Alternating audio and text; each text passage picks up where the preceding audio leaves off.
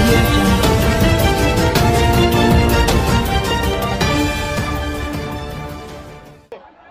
మన కొత్త వలస మండలం చూస్తా ఉన్నారు. వచ్చే దారిలో ఒక చిన్న మన పెద్ద కోరిగా అడగట్లేదు, ఒక చిన్న రైల్వే బ్రిడ్జి, మన ఎస్కోటకు ఒక రైల్వే బ్రిడ్జి కావాలంటే దానికి కూడా ఆమరణ నిరాహార దీక్ష చేసే పరిస్థితి ఒక యువతకు ఉంది. అంటే విశాఖ రైల్వే జోన్ కి చాలా పెద్ద పనులు కావాలి. కానీ నేను అందరూ అడుగుతా ఉన్నారు, ముఖ్యమంత్రి గారు కానీ ఆయన భారతీయ జనతా పార్టీని తిట్టట్లేదంటే, Bharatiya Janata party special category status ఇవ్వనందుకు మొట్టమొదటి నుంచి 2016 నుంచి ప్రశ్నిస్తుంది నేనే. కానీ మొన్న కాకినాడలో పోయి ఆయన నన్ను తిడతారు ముఖ్యమంత్రి గారు, తెలుగుదేశం ప్రభుత్వాన్ని కానీ నన్ను తిడితే ప్రయోజనం ఏంటని అడుగుతా ఉన్నారు. నేను ముఖ్యమంత్రి గారికి ఒకటే చెప్పదలుచుకున్నారు, నేను కాకినాడలో ఏమడిగాను, మీరు ఆ రోజే కనుక నాకు ఒత్తాస పలుకుంటుంటే ఈ రోజున విశాఖకు రైల్వే జోన్ వచ్చిండేది. కానీ మీరు అనుకున్నవే, అంటే మీకు పద్ధతి పాటు లేకుండా మీరు అనుకున్నతోనే జరగాలి. ఇలాంటి పరిస్థితుల్లో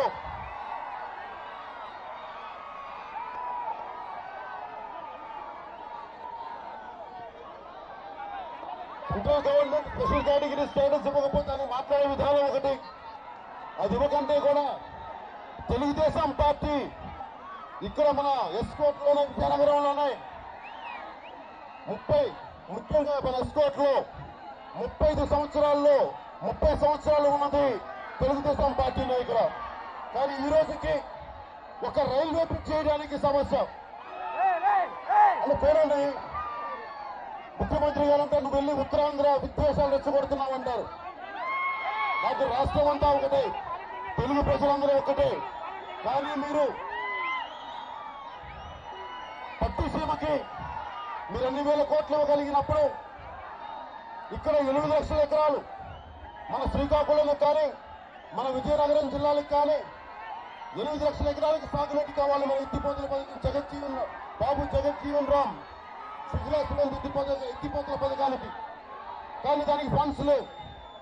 అంటే ఒకవైపు పట్టిసీమకు డబ్బులు ఉంటాయి, కానీ మన ఉత్తరాంధ్రకు సంబంధించి మన ఎస్కోటకు సంబంధించి దీనికి డబ్బులు లేకపోతే, ఇదే ఎత్తిపోతల పథకానికి డబ్బులు లేకపోతే, మీరు అసమానతలు రాకపోతే ఏమొస్తుంది?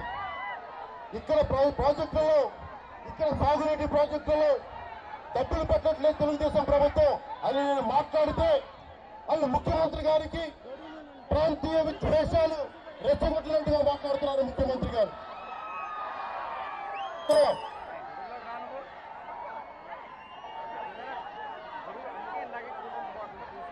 ఎక్కడికి వెళ్ళినా నిరుద్యోగం ఉత్తరాంధ్రలో 20 లక్షలు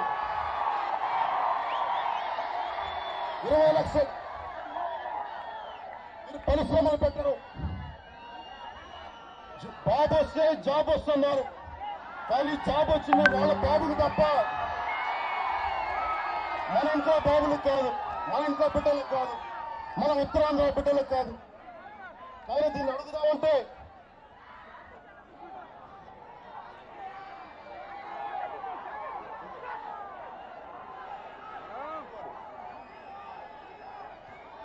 జనసేన పార్టీ శ్రీకాకుళంకి వచ్చి పోరాట యాత్ర మొదలుపెట్టగానే ఇక్కడున్న యువతందరినీ చూసి ఉద్యోగాలు ఇవ్వలేం కానీ వృద్ధిస్తుందన్న నిరుద్యోగ వృద్ధి. ఇక్కడ కావాల్సిన వృద్ధి కాదు, ఉద్యోగం కావాలి మనకి, ఉద్యోగ అవకాశాలు కావాలి మనకి. అలాగే నేను ఎందుకు మీ ముందుకు వచ్చానంటే, జనసేన పార్టీ మన పార్టీ, నీ పార్టీ జనసేన పార్టీ, జన సైనికులకు కూడా నేను చెప్పదలుచుకుంది, ఇప్పటికి మనకు 44 గిరిజన గ్రామాలు ఉన్నాయి. ఈ గిరిజన గ్రామాల్లో కనీసం ఐటీడీఏ పరిధి కింద వారిని గుర్తించే పరిస్థితి లేదు. దీనిని వారికి కావాల్సిన ఫండ్స్ అన్నింటినీ వేరే వారికి దారి మళ్ళిస్తున్నారు తప్ప మన గిరిజన గ్రామాలకు కానీ గిరిజన ప్రాంతాలకు కానీ పరిస్థితులు సరిగ్గా లేవు. నేను మాట్లాడుతున్నప్పుడు ఒకటి అడిగారు, తెలుగుదేశం పార్టీ